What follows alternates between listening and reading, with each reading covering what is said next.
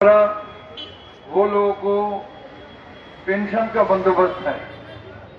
पश्चिम बंगाल में ऐसा कोई कानून अभी तक नहीं हुआ, तो इसी के सिलसिले में हम लोग आज हमारे फेडरेशन के तरफ से मंत्री को एक मेमोरेंडम देने चाहते हैं।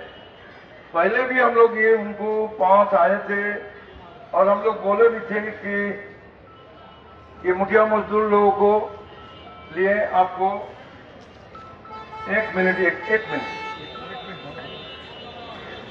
हाँ बोलें। এইটার ব্যাপারে এই যে ইয়েটা মুখিয়া মজদুরদের নিয়ে যে ওয়েলফেয়ার বোর্ড, মুখিয়া মজদুরদের নিয়ে ওয়েলফেয়ার বোর্ড তৈরি করার ব্যাপার আমি নিজে চিঠি পাঠিয়েছি। সিআইটিউ রাজ্যের পক্ষ থেকে আমি চিঠি পাঠিয়েছি, আমি নিজে ওনাকে মেলে পাঠিয়েছি।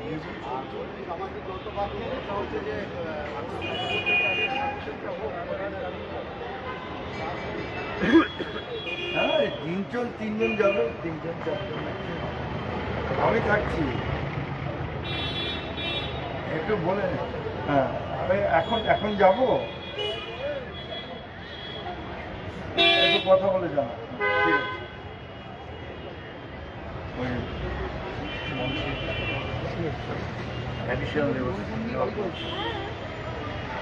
मैंने जब बोल रहा था कि अभी मंत्री का ऑफिसर को फोन किया था, तो उन्होंने बोला कि हमारा चिट्ठी नहीं मिला, लेकिन मैंने चिट्ठी सीआईटीयू राज्य कमेटी की तरफ से उनका अपॉइंटमेंट लेने के लिए मैंने चिट्ठी बहुत दिन पहले ही भेजा था। अब क्यों बोल रहे हैं कि मिला नहीं, वो दूसरा बात है, लेकिन हम लोग 2-3-4 आदमी जाएंगे तो बात करेंगे। लेकिन हम लोग जो ऐसा ज्यादा मांग हमने किया नहीं, जो केरल में और महाराष्ट्र में हुआ सामाजिक सुरक्षा बोर्ड,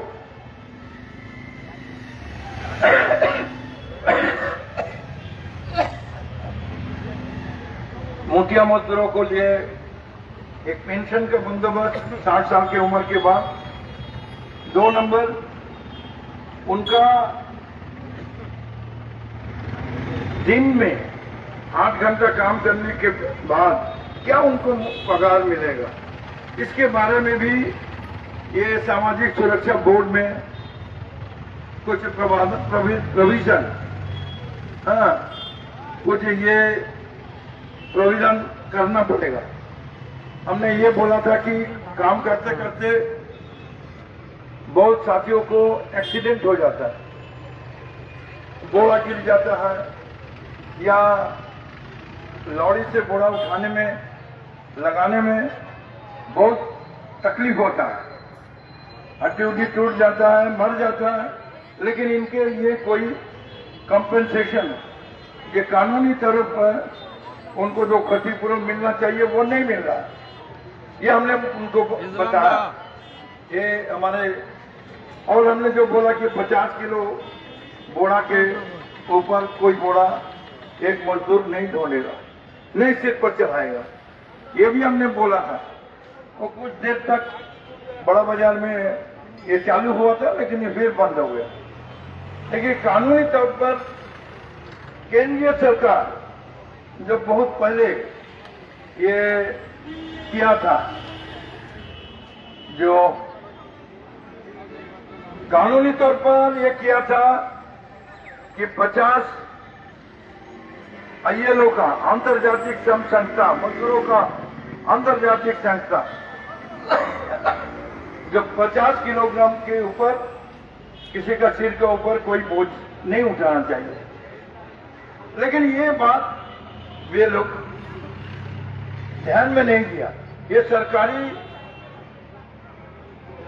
सर्कुलर होना चाहिए, सरकारी नोटिस होना चाहिए, तभी जाके ये अमल ला सकता है।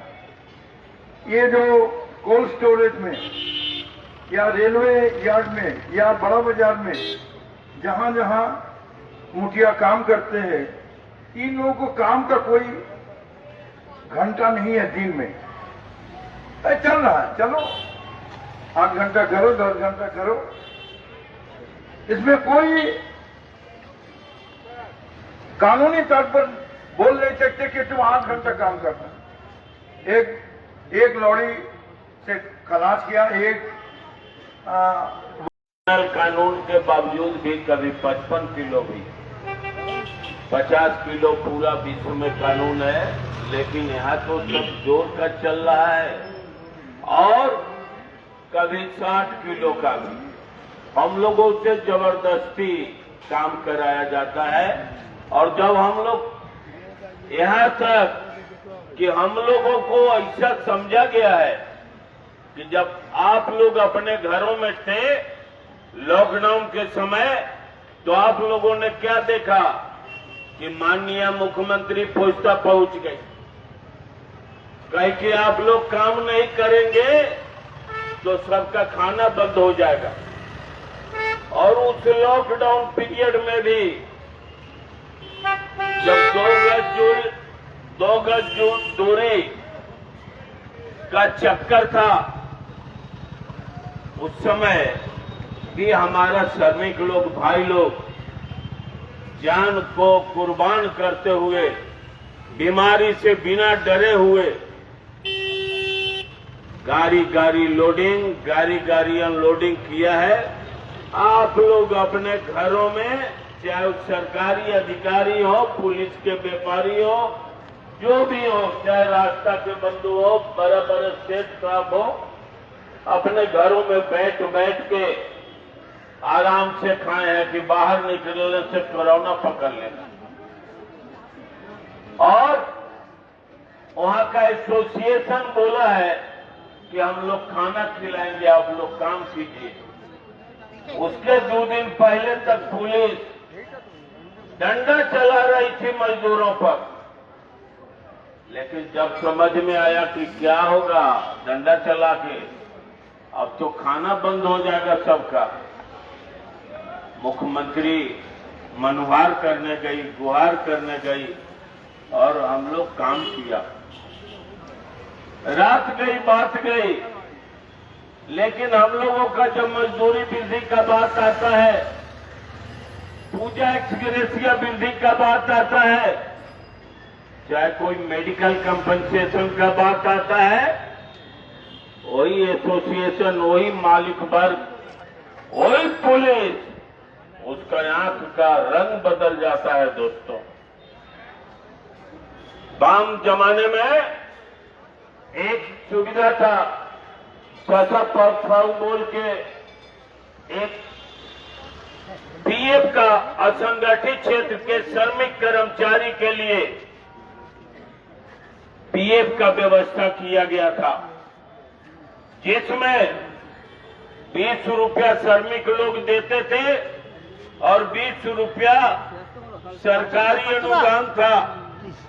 और जिनका उम्र 60 साल हो जाता था उनके लिए पेंशन का व्यवस्था हो क्या नहीं हो, एक मुश्त लाख, 1.5 लाख, 2 लाख रुपया मिलता था। दोस्तों, लेकिन सरकार बदली, व्यवस्था बदल गया, और जहां बेदर्द हाकिम हो वह फरियाद क्या करना। आज हालत देखिए, हम लोग आते हैं, गुहार लगाते हैं, लेकिन क्या होता है कि बंद हो गया। पहले मुख्यमंत्री जो 4 तरह का सामाजिक सुरक्षा प्रकल्प था, उसको एक में ले आए। पहले निर्माण श्रमिकों के लिए अलग था, असंगठित क्षेत्र के कर्मचारियों, श्रमिकों के मजदूरों के लिए अलग था, बीड़ी मजदूर के लिए अलग था, और परिवहन मजदूरों के लिए अलग। 4 तरह का सामाजिक सुरक्षा प्रकल्प जो था, मुख्यमंत्री जब पावर में आई, तृणमूल के नेतृत्व में सरकार बना और चारों को मिला जुला के SSY बना दिया गया, सामाजिक सुरक्षा योजना। लेकिन केवल मुंह में दांत रहे तब ना, इस सरकार के पेट में भी दांत है। और उधर कि आप लोग आंदोलन करते हैं कि FRDI बिल के माध्यम से पैसा ऐसा होगा वैसा होगा, वहां से पैसा भी हटा दिया गया। उसके कुछ दिन बाद चला PMSSY, बिना मूल्य सामाजिक सुरक्षा योजना। कहाँ रात गई बात गई, ये धोखा देके कब तक चलेगा? और अभी जो मौजूदा हालात है दोस्तों, आप जाके देख लीजिए चर्च लेन में असंगठित क्षेत्र लोग के लिए जो सारी व्यवस्थाएं थी, जो जमा किया हुआ पैसा है वो भी रिटर्न नहीं दे रहा है। क्या होगा दोस्तों? इसलिए हम लोग जो माथा में वोट लेके काम करने वाले श्रमिक हैं, आज न्यूज सेक्रेटेरिएट के सामने श्रम दफ्तर अभियान के लिए पहुंचे। पुलिस